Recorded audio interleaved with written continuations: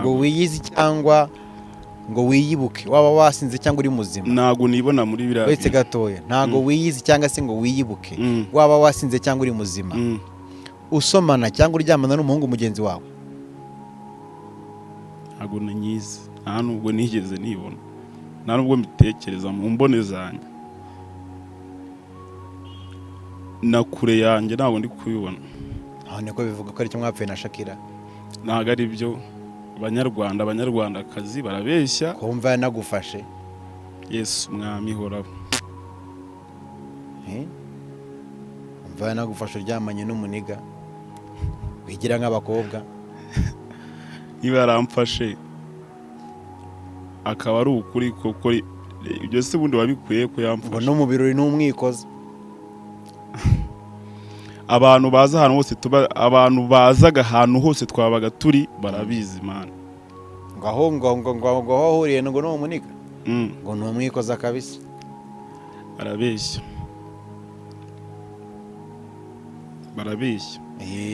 kandi no mu byo wenda tuba twarapfuye nta na 0% irimo ya Eric ibyo opfuye na Shakira ntaho bihuriye n'ibyo ngibyo habe none guki muri kubigira ibangasa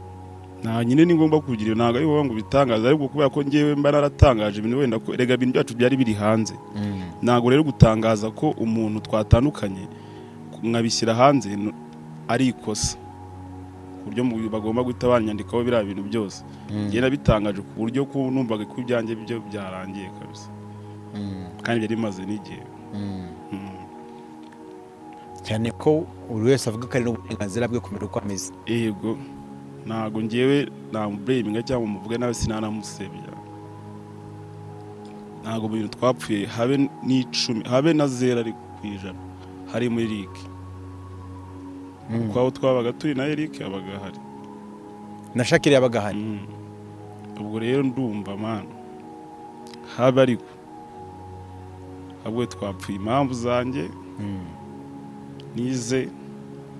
turabikemura nk'abantu b'abasaza akobe uracyakunda Shakira vugisha ukuri nasengeye nigeze mwanga kandi cyangwa ari ibyo umuntu aba agomba nyine kwirengagiza yavuye tubeshya vugisha ukuri uracyakunda Shakira hanyuma se nimikubwira ko mukunda Yesu Rwanda n'iki nimba ukunda umukobwa wawe cyangwa murinda mushwana iki nimba umukunda mwagumanye iri wambabariye ndakubaza nise ngiye mbe cy'abantu wowe nimba umuki mukunda mwagumanye kuki muri gushwana Ega couple turayikunda be ukuntu muri kumwe ukuntu mu hanging out ukuntu mubyinana mu producing content muri kumwe bira bintu bikora abantu benshi kandi urabizi ko niyo uburezi no message y'ibintu mwakoraga byose babakoraga muri kumwe nimba uki mukunda mwagumanye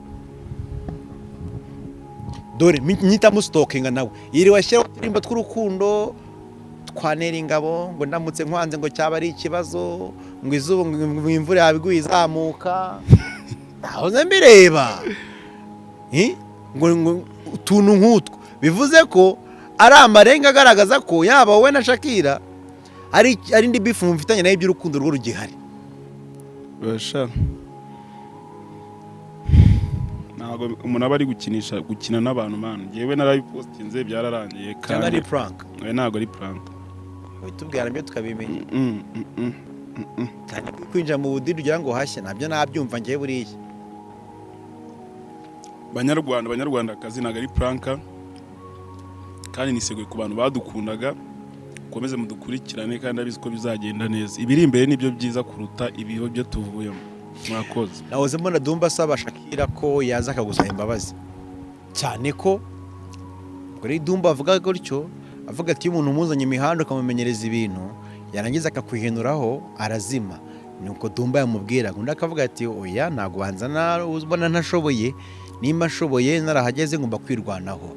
bimeze ibintu bisa n'ibyo ngibyo wowe ubyumva ute koko kuba mwatandukanye byatuma azima wapi rega ni umukozi ye kandi arakora kandi azi n'icyo ashaka ntabwo urebye natekereza ko byaba naho saje akagusaba imbabazi nimba ari we wakoze amakosa aje akagusaba imbabazi wamubabarira twarazisabanya bihagije hanyuma hafashe umwanzuro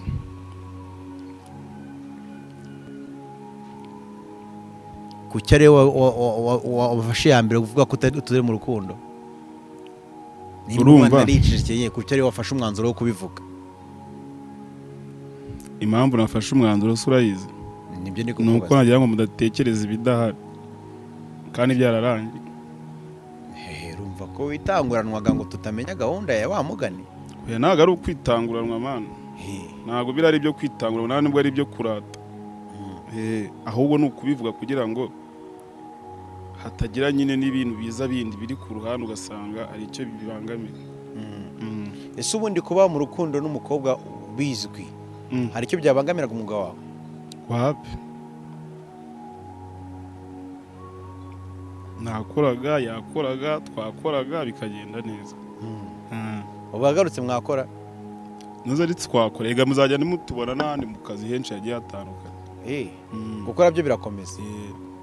muzagenda mutubona nk'ubu turi kumwe no muri Infinix ariko shanga murakora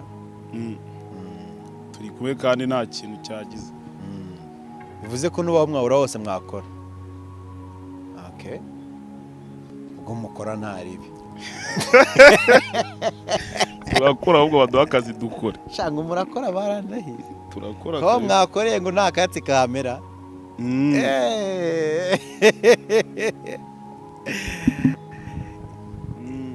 ni ikintu abantu benshi babakunda bamwe baba baje nahozaga mbibona mu makomanteri cyane ko abafana banyu muba musa n'abagiye kubahuza ko abenshi bakunda ko muri ababyinnyi icya kabiri bakabakunda ko muri aba social media influencers wowe wongeyemo ikintu gikomeye cy'ubudije mbona ushaka no kubishyiramo imbaraga gusa tutaranakomeza turi muri ayo matiku n'ubundi igihe simba nanayakunda cyane ahubwo mbanze ngushimire hari umuhungu nawe muri gufasha mani ufite indirimbo yitwa si bamwita Run-Up yitwa Run-Up mumuhaye promo nziza kabisa courage merci ubundi nibiri umudije n'umubyinnyi bagakoze courage kabisa asante kuzana umuntu from nowhere ingoma ye ikafata ku mbuga zitandukanye biba ari ibyahatari umva ni arafite n'indi yabanjirije ngo kubera imana ndatuje iyo nayo yarakoze yarafashe akaba n'iyi ngiyi nyine nanjye bayikoreografinze zose nize kumwizamuriye se ahubwo Run-Up turi inshuti kandi niwe nabonye nyine twabaye inshuti bidasabye ikiguzi nyine abantu benshi rero bizi muri iki gihe bisaba kuba inshuti ari ikintu gushaka rero aho namukeneraga aramfashaga kandi nubwo nigeze numva twivugana ku byo gupromotinga nk'indirimbo ye ari amadesi yose niyo wayahimbye uravuga uteganya yitwike indirimbo byanga byemera yego TikTok irimo irakora ibintu bya danje cyane ahubwo abantu badufollowinge badukunde ibyiza biri imbere sibyo ndi kukubwira biri imbere kandi nawe nago yicaye nawe agiye gukora indi miziki n'inyama ngo mwarabihavumbuye n'inyama ngo mwarabihavumbuye inyuma ye ni byiza biri imbere ariko ire wambabariye ariko ngo n'inyama mwarabihavumbuye